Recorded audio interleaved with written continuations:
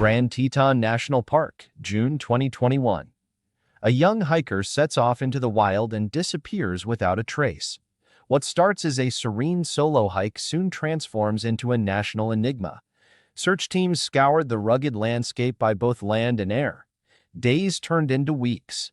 Clues came and went, but what unfolded was beyond anyone's expectations.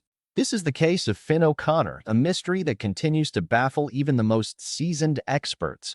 How is this possible, they still ask? On the morning of June 8, 2021, Finn seemed especially upbeat. Friends who received his messages noted nothing out of the ordinary, just his usual warmth and humor. Later, he tried to video call his mother, Caitlin, in Ireland, a simple sign of the strong bond they shared despite the vast distance between them. Finn wasn't just a tourist passing through Wyoming. This charismatic young man with messy brown hair and an irresistible Irish accent had made Jackson his home for 2 years. At 6 feet tall and athletic, he lived the dream that many aspire to: the American West. Working as a snowboard instructor in winter and a bartender during the summer, he was surrounded by some of the most stunning wilderness in the country. Friends described Finn as magnetic. His best friend, Jake Donovan, would later say, "Anyone who meets Finn loves him. He had this incredible natural energy, and he was like a local legend here." An only child from Dublin, Finn had briefly studied at the University of Dublin before his heart led him to the mountains of Wyoming. But something was about to go terribly wrong. Something that would turn what was supposed to be a routine hike into a mystery that still haunts the Teton wilderness today. At exactly 2:15 p.m. on June 8th, security cameras captured Finn's car entering Grand Teton National Park through the Moose entrance. The footage shows him in his white short-sleeved shirt and his distinctive red Apple Watch, details that would prove pivotal in the investigation. But where was he headed? Forensics would soon reveal that Finn had been researching Delta Lake just before his hike.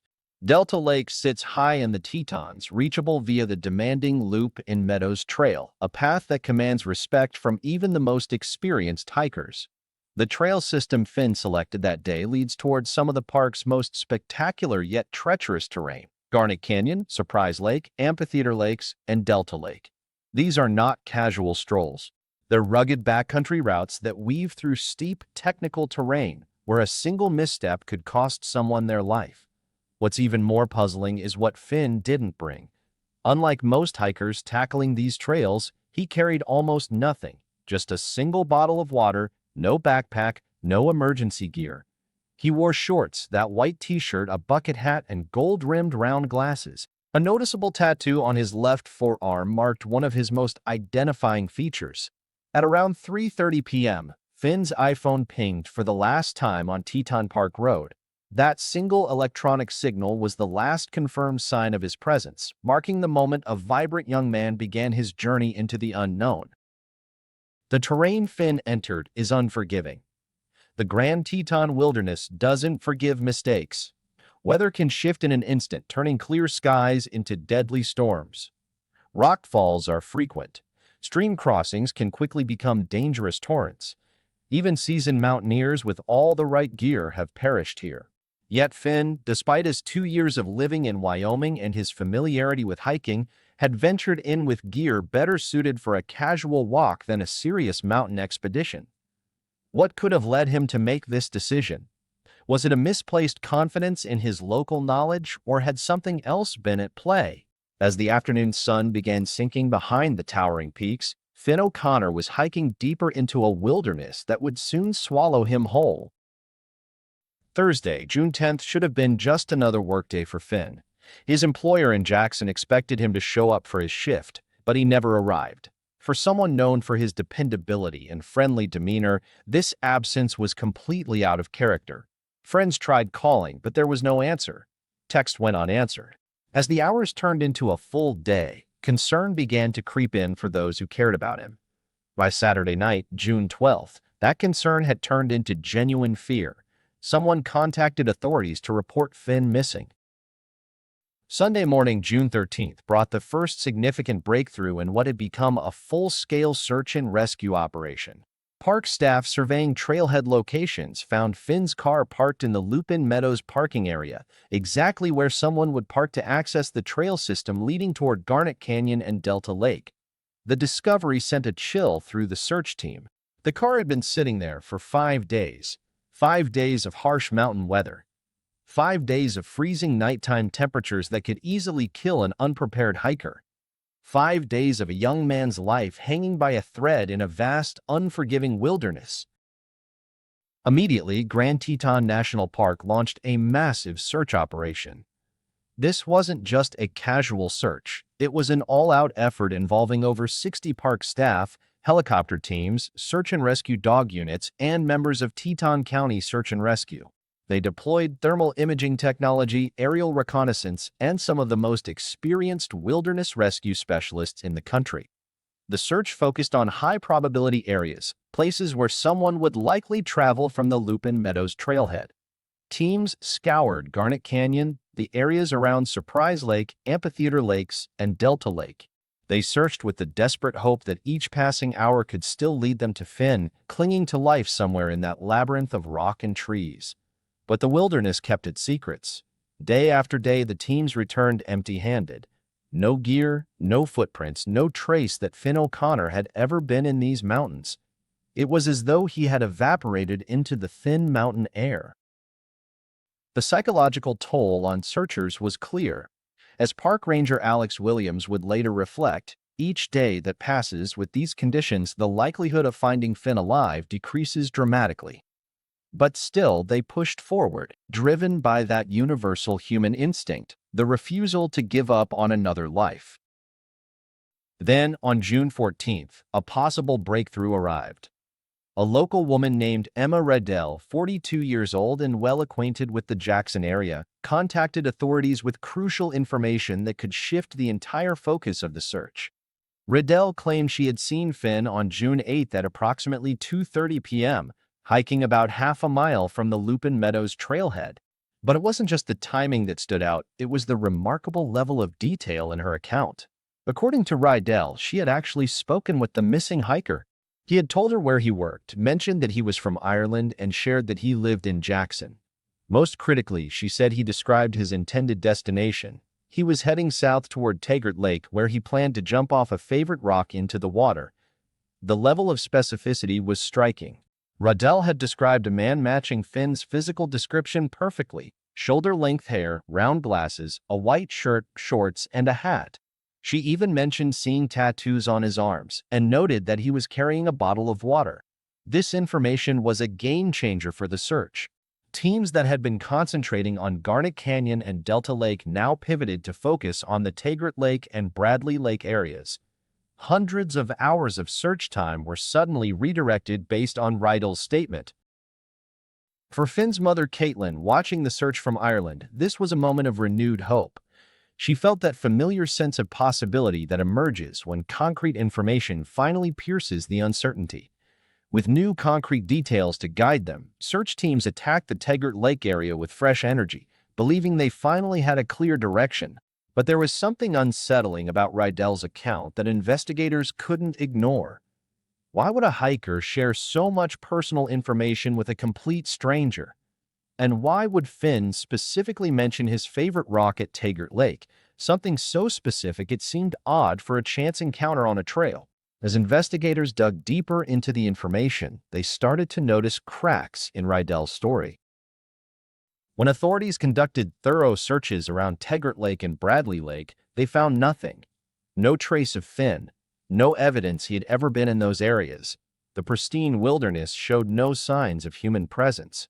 Meanwhile, other potential sightings continued to emerge from completely different locations. A local climbing guide reported seeing someone matching Finn's description on the Garnet Canyon Trail at around 3:45 p.m. on June 8, hours after Riddell claimed to have seen him near Taggart Lake and in a completely different location. The timeline didn't add up. The locations didn't match. Investigators began to suspect that Riddell's specific account might not have been the breakthrough they had hoped for, but rather a dangerous distraction from the truth. The unraveling of Emma Riddell's story would prove to be as dramatic as the false hope she had initially provided. As investigators dug deeper into her claims, a disturbing picture started to emerge. Interviews with people who knew Rydell painted a shocking picture. She had never seen anyone matching Finn O'Connor's description on June 8, 2021. The entire encounter was fabricated. She had invented the conversation and the details about his intended destination. But why would someone create such a lie during a life-or-death search operation? The answer was as baffling as it was infuriating. According to witnesses, Rydell had fabricated the sighting specifically to keep the search effort alive. In her twisted logic, she believed that providing concrete information would prevent authorities from scaling back their rescue operations. The consequences of her deception were catastrophic. Federal investigators later calculated that Rydell's false report had directly resulted in approximately 532 hours of misdirected search efforts. These weren't just hours on paper. They represented real-time, highly skilled rescue personnel, helicopters, and search dogs combing the wrong areas. While Finn O'Connor remained missing elsewhere, critical resources were wasted. The financial cost to taxpayers was staggering, approximately $17,600 in wasted federal resources. But the true cost went far beyond money. Those 532 hours represented irreplaceable time that could have been spent focusing on areas with a higher probability of finding Finn alive. Time is literally life, and Rydell had stolen hundreds of hours of it. When confronted with the evidence, Rydell collapsed. She eventually entered into a deferred prosecution agreement, accepting a 5-year ban from Grand Teton National Park and agreeing to pay $17,600 in restitution to the Department of Treasury. For Finn's mother, Caitlin, discovering the truth about the deception was a devastating blow on top of an already unbearable situation. "Yes, it is very upsetting," she told reporters. The knowledge that valuable search time had been wasted on a complete fabrication added another layer of anguish to her son's disappearance. But perhaps the most heartbreaking aspect of Rydell's deception was the false hope it had provided. For days, Finn's family had believed they finally had concrete information about his whereabouts. They had clung to the possibility that he was heading to a specific location for a specific purpose, only to learn that it had all been a lie. This revelation also raised an unsettling question. If Rydell felt compelled to fabricate a sighting to keep the search active, had there already been talk of scaling back operations?